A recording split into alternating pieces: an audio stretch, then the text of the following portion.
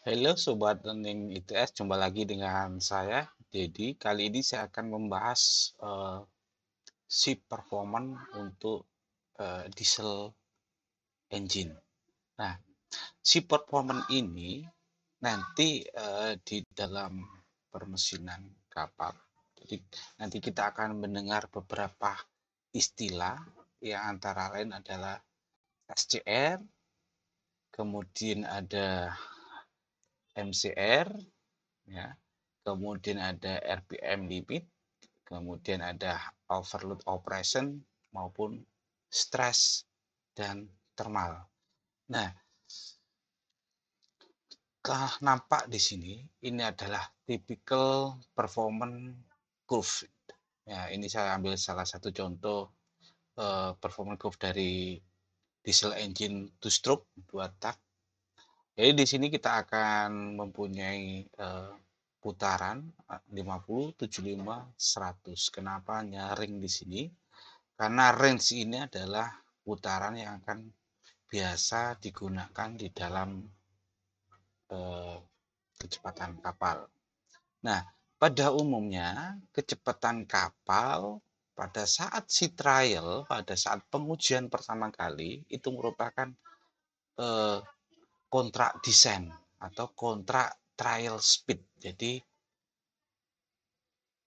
owner pada saat memesan kapal itu pada saat sea trial kecepatan harus terpenuhi. Nah, terpenuhinya itu pada kondisi engine pada kondisi service atau continuous service rating atau disebut dengan normal continuous rating. Nah, biasanya owner ya dia tidak mengetahui bahwa pada saat si trial itu engine dilakukan pada saat MCR atau SCR. Nah, itu harus dipastikan. Nah, jadi kalau SCR itu biasanya 85 sampai 100% harus bisa memenuhi kecepatan kapal. Nah, kita masuk ke SCR.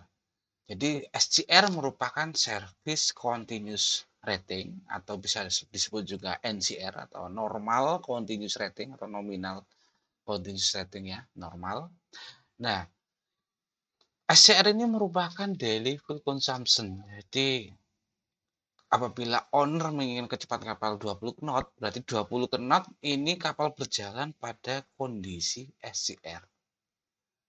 Jadi engine-nya pada kondisi SCR. Nah, kondisi SCR itu berapa persen dari maksimum engine? Sekitar 85 sampai 95 MCR. Yang mana kalau kita running pada kondisi SCR, ya, berarti kondisi engine ini beroperasi dalam keadaan efisien dan ekonomis. Sehingga larinya nanti ke maintenance. Kenapa? Engine tidak dipaksakan running selama 100%.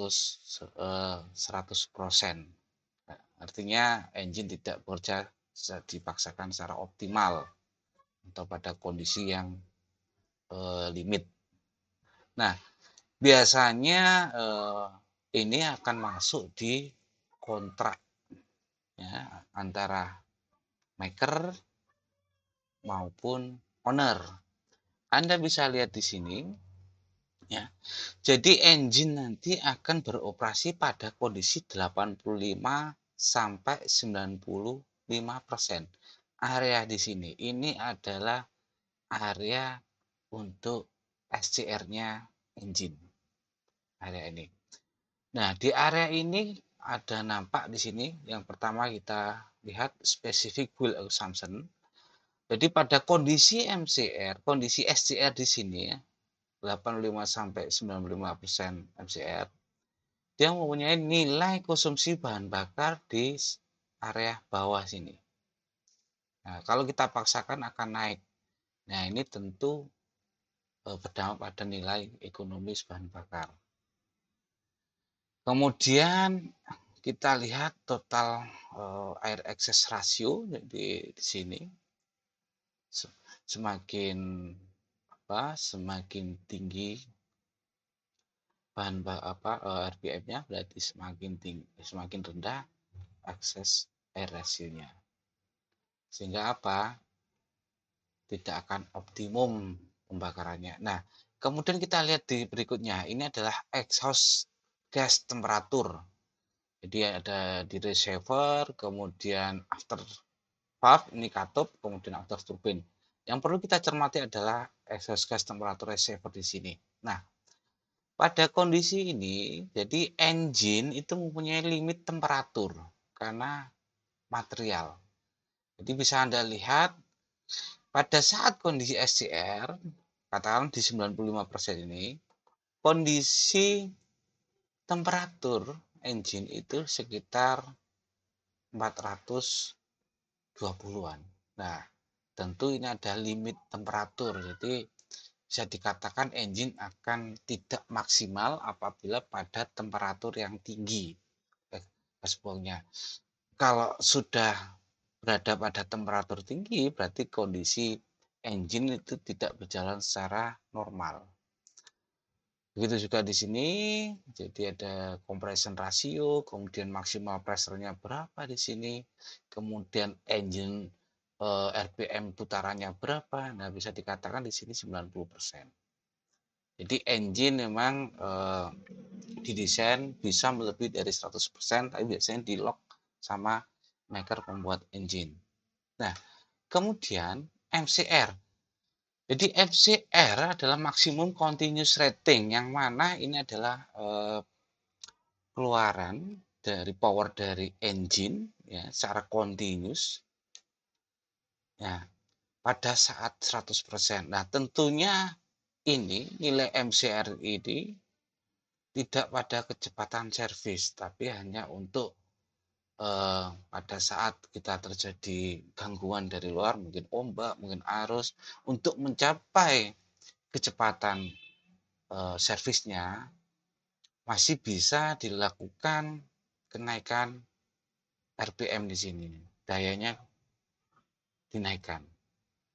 Jadi MCR ini pada kondisi maksimum continuous rating, tapi tidak boleh secara terus-menerus. Nah, ini tergantung dari tipe engine.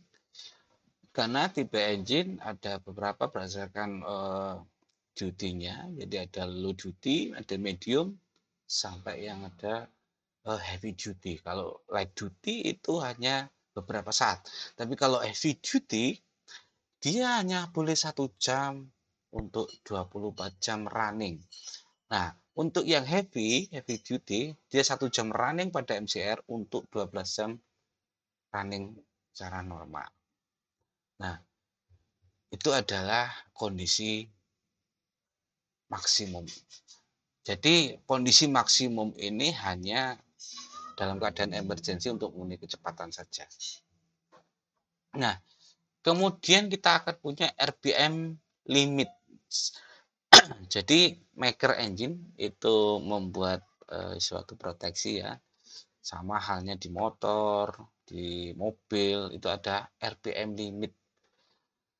Ya, jadi RPM limit biasanya di sekitar area 110% di sini. Ada kelebihan mungkin sampai 115 RPM. Nah, ini pun jarang digunakan hanya pada kondisi-kondisi tertentu, tentu saja. Karena eh, apa ya limit, jadi akan terjadi gesekan begitu cepat karena putaran crankshaftnya besar, makanya hanya untuk beberapa saat. Nah, perlu diketahui juga selain RPM limit, kita harus tahu critical RPM, di mana RPM ini dia menghasilkan sebuah getaran vibrasi. Nah, kita harapkan ada equipment yang lain untuk frekuensinya itu tidak sama. Sehingga apa? Tidak terjadi resonansi vibrasi. Nah, itu juga akan berdampak pada kenyamanan maupun kinerja dari engine. Nah, Kemudian ada overload operation. Jadi overload operation ini adalah, dia pada kondisi full rate, jadi kondisi maksimum. Nah, hampir sama dengan MCR tadi, jadi MCR kepada kondisi 100%, kalau overload operation dia melebihi dari 100%. Engine apakah bisa? Memang, settingan engine untuk di marine itu bisa sampai 110%. Nah, tetapi biasanya dikunci atau di-lock di 100%. Nah, makanya tidak kita harapkan overload operation yang akan berdampak buruk pada performance engine, bisa mengalami keausan. Karena apa? Apabila mengalami overload, tentu akan berdampak pertama, thermal, temperaturnya akan naik sehingga akan mempengaruhi kinerja maupun material dari yang digunakan untuk engine.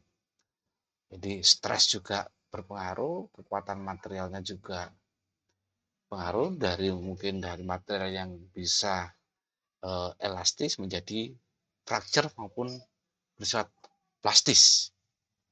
Nah, oke, kita lihat di sini engine performance. Jadi kita punya di sini ada revolution, ini putaran dari 80 sampai 110 saya ambil di sini.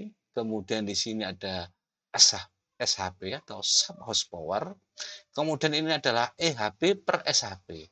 Nah, kita lihat di sini ini ada kontrak draft, ada trial draft, kemudian ada equivalent ship trial kontrak draft, ada ship service, EHP kontrak. Nah, kita lihat yang A dulu. A ini adalah EHP pada saat trial, ya. Jadi pada saat trial draft. Nah, pada saat kontrak draft ini tentu draft yang untuk si trial mau dengan draft yang pada kondisi service mungkin ada perbedaan. Nah, sehingga apa? Nilai dari speed di sini pada saat untuk mencapai 20 knot di sini, maka sub horsepower yang dibutuhkan atau power untuk keseluruhan akan berbeda. Ya. Kemudian yang C ini kita lihat, C adalah power pada trial draft. Ya, untuk pertama berlayar sini. Jadi C ini pada saat trial di sini dia mengalami dengan kecepatan yang sama di sini dengan power yang sama, kecepatan akan sedikit berbeda. Ya. Nah, tentu ini juga akan berpengaruh pada saat kapal sudah mulai usia. Kenapa? Karena akan terpengaruh dari kekasaran lambung, kemudian keausan mesin, kemudian propeller juga mengalami falling. Nah, itu semuanya harus kita evaluasi. Jadi artinya apa? Performance sesuai kontrak itu harus kita capai. Nah, Anda lihat di sini. Jadi di sini adalah inner house power (IHP). Jadi power yang dihasilkan oleh hasil pembakaran. Kemudian di sini adalah back house power, keluaran engine. Jadi biasanya maker menjual adalah BHP di sini. Kemudian terhubung dengan shaft, maka disebut dengan sub horsepower. Ya, semakin panjang shaft, maka nilai efisiensinya akan berpengaruh. Nah, kemudian di sini ada delivery horsepower. Delivery horsepower ini adalah powernya yang disalurkan pada bos propeller. Baru nanti ada thrust horsepower. Nah, thrust horsepower ini akan dipengaruhi efisiensi dari propeller. Efisiensi propeller sekitar 0,5, 0,6 tergantung dari jenis maupun tipe dari propeller yang akan digunakan. Nah, setelah terjadi thrust horsepower ini kita akan tahu nilai efektif horsepower untuk kecepatan sekian itu berapa. Nah, sebenarnya kalau kita menghitung hambatan kebutuhan power ini kita lihat dari total resistance ini dikalikan kecepatan baru EHP. Baru nanti dihitung mundur ke sini untuk sampai menjadi brake horsepower. Nah, faktor yang berpengaruh pada pemilihan engine, nah ini capability to burn heavy oil, ya, bisa nggak um, kapal atau engine kita itu menggunakan bahan bakar dengan kualitas yang rendah, artinya heavy fuel yang rendah istilahnya.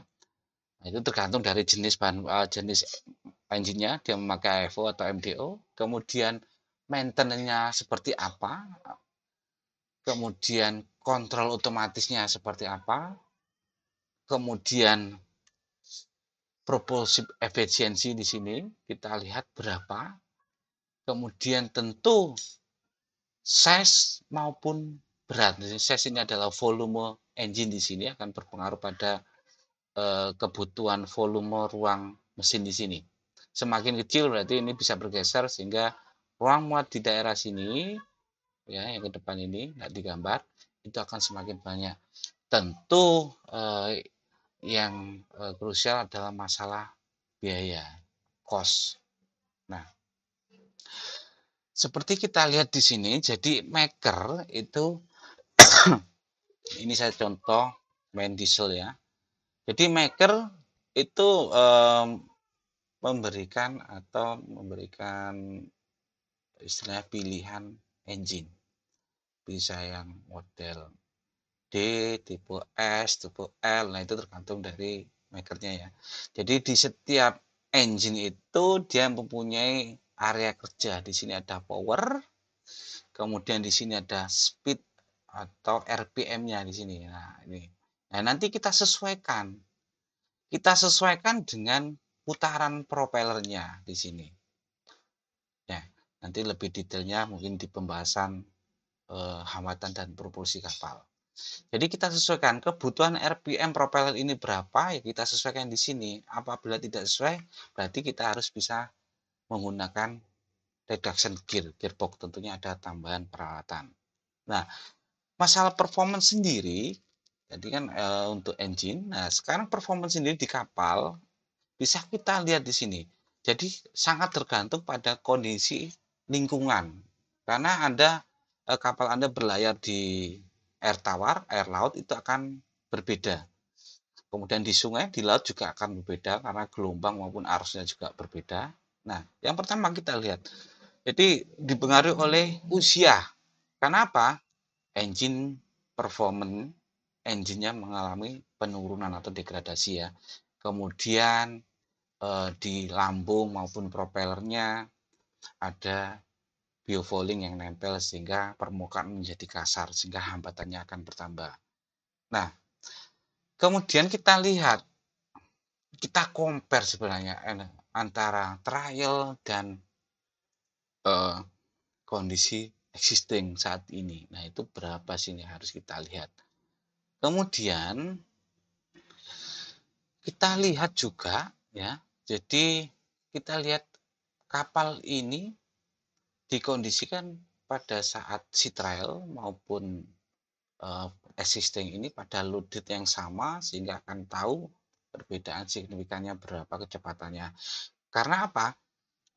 Karena banyak yang mempengaruhi kecepatan maupun performa di sini. Di sini kita lihat hal propel performance. Jadi kita punya power untuk melaju kapal ini, punya kecepatan. Nah, hambatan yang terjadi pada saat operation bisa saja kondisi kapal kita mengalami trim, kemudian ada di shallow water, ya, kondisi shallow water peralatan dangkal sehingga ada efek dari bawah, kemudian ada radar angle-nya mungkin sudah tidak terkalibrasi, kemudian environment ini akan berpengaruh. Tinggi gelombangnya berapa, kecepatan angin berapa, current-nya berapa, arusnya, temperaturnya berapa.